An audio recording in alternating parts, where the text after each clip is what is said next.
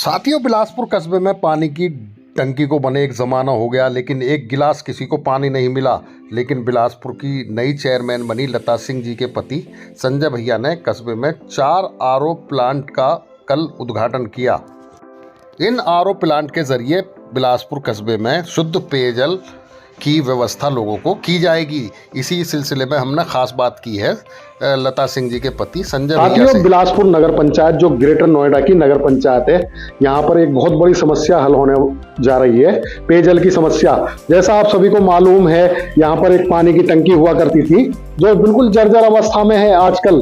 तो यहाँ जो चेयरमैन बनी है लता सिंह जी के पति संजय भैया ने पहल की है और जगह जगह आरओ प्लांट लगाए जा रहे हैं। इन आरओ प्लांट के जरिए लोगों को स्वच्छ जल पीने की व्यवस्था की जाएगी।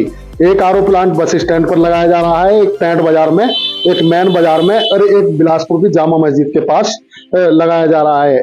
जबकि 4 आरओ प्लांट की इन्होंने शासन से और मांग की है। तो बहुत बड़ी समस्याएं हल होने जा रही हैं इस 2024 में। तो बात करेंगे संजय भैया जी जो लता सिंह जी के पति हैं, बिलासपुर चेयरमैन के। संजय जी, आपका स्वागत है एनसीआर एक्सप्रेस न्यूज में। बहुत बहुत धन्यवाद आपका। अच्छा संजय भैया जी, ये जो अभी बस स्टैंड पर शुरुआत हुई है और भी जगह हुई है आरओ प्लांट बनाने की, लोगों को शुद्ध जल मिलने की उम्मीद है, क्योंकि यहाँ पानी की टंकी की बड़ी समस्या है।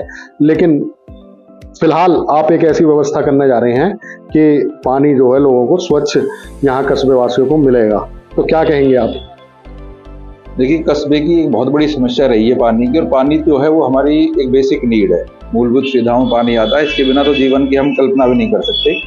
तो ये बहुत बड़ी समस्या रही है। और क्योंकि एक यहाँ आप देख रहे होंगे कि पानी की टंकी बनी हुई है और लगभग मेरा ख्याल 25 साल इसको हो चुके हैं, और आज से 25 साल पहले भी 80-82 लाख उसकी अनुमानित लागत उस वक्त की रही है, और ये आज तक चालू नहीं हो पाई है। क्या कारण रहे वो तो खैर मैं नहीं कह सकता, पर अभी हमने इस पर प्रक्रिया हमने शुरू की है। तो एक लंबा प्रोसीजर अभी भी है, क्योंकि पानी की टंकी के लिए जगह भी हमें चाहिए। नगर पंचायत में जगह नहीं मिल पा रही है क्योंकि समस्या इतनी बड़ी थी। तो अभी के लिए हमने फिलहाल इस समस्या को छोटा सा एक सॉल्यूशन जो निकाला वो यही है कि अभी हमने अलग अलग मोहल्लों में वाटर कूलर की व्यवस्था हमने कस्बे को देने की कोशिश की है, क्योंकि इसमें पता नहीं कितना लंबा वक्त अभी लग जाए। तो हमने एक अपना जो चौक, जो मेन अड्डा है जो बाजार का, उस पर एक हमने लगवाया, एक मेन चौक बाजार में, क्योंकि चारों तरफ के रास्ते और बाजार में बहुत बड़ी समस्या थी।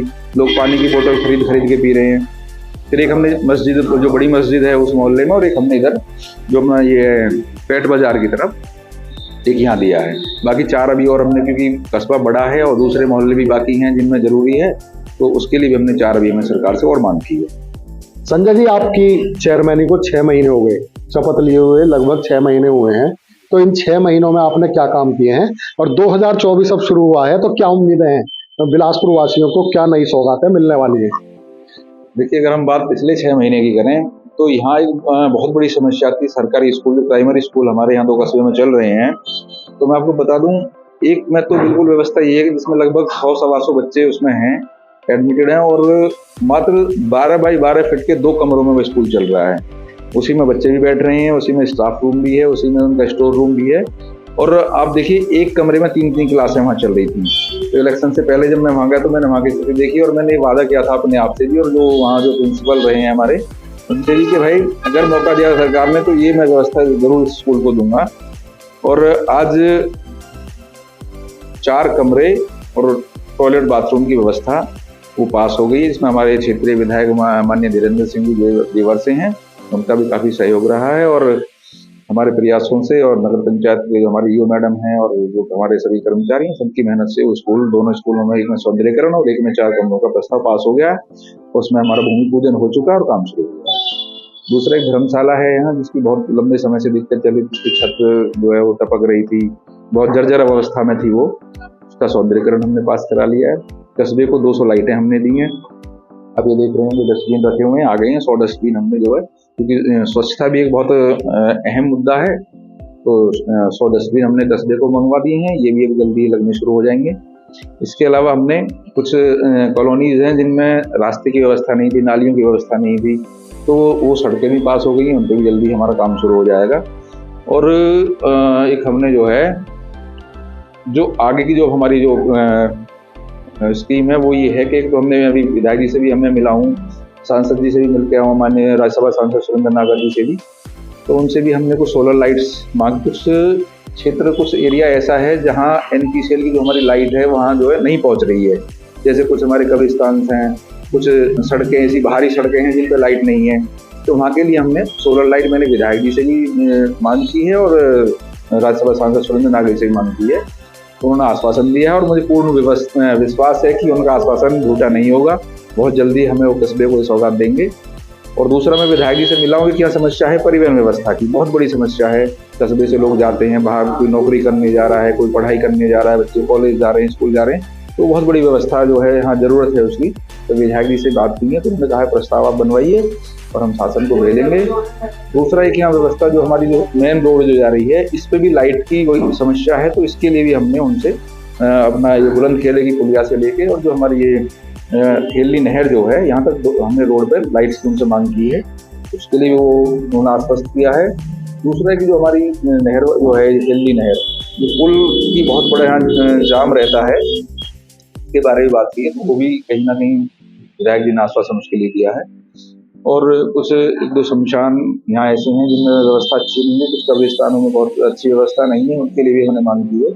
तो ये काम बहुत जल्दी ही कब्रिस्तान शमशानों की बाउंड्री भी की जाएगी। हाँ, उनके सौंदर्यकरण के लिए, क्योंकि मैंने देखा कि एक बार रात में वहाँ जाते हैं तो न वहाँ लाइट है, न रास्ते हैं, झाड़ियाँ खड़ी हैं, कोई मतलब व्यवस्था नहीं है, तो बहुत गलत है। तो उनके सौंदर्यकरण के लिए भी हमने जो है प्रस्ताव हम विधायक से मैं मिलूंगा। भी वर्बली बात हमारी उनसे हुई है, तो प्रस्ताव लेके मैं आज या कल में उनसे मिलने वाला हूँ और उम्मीद है कि ये सारे काम बहुत जल्दी ही विधायक जी के सहयोग से और सरकार के सहयोग से जल्दी हमें मिल जाएंगे।